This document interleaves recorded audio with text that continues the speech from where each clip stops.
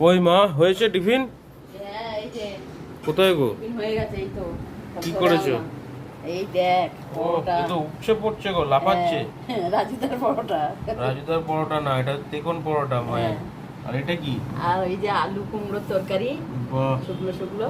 কি সুন্দর হয়েছে দেখো। আর এই যে হেবি লস্যি বানিয়েছি। স্যান্ডউইচ। তেলের লস্যি? জিনিস খেয়ে লস্যি খাবি, খেলে হজম হয়ে যাবে। বাহ, গরম পড়েছে প্রচুর বন্ধুরা। দাও খেতে দেখি, তো দাও হবে। দাও দাও দাও দাও থালায় দাও। হ্যাঁ, বাহ, কটা দেবো? জটা পারো দাও, খেয়ে নেবো। অত খাবি নাকি?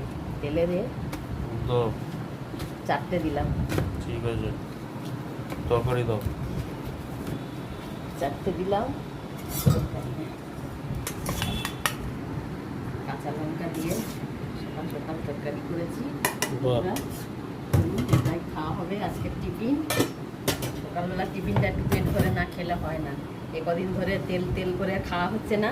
দেখুন বন্ধুরা, রুটি রুটি করেছি তো, কালকে রুটি করেছি, সে না কান কে মানে এ ঘুরাচ্ছে ও ঘুরাচ্ছে, মানে কেউ খাবেই আর না, মানে কোনো রকমে বড় ছেলে খেয়ে গেছে, ছোটটা তো খেলোই না, ইচ্ছা করে মানে আবার জোর বললো আমি রুটি খাবো না, তাকে আবার লুচি ভেজে দিলাম তবে খেলো। বন্ধুরা আমাদের ঘরে মানে চাউমিন আর এই জিনিসটা প্রিয়। চলুন, আর আপনাদের ঘরে কি কি খাওয়া হচ্ছে কমেন্ট করে জানাবেন বন্ধুরা। চলুন টাটা, খাওয়া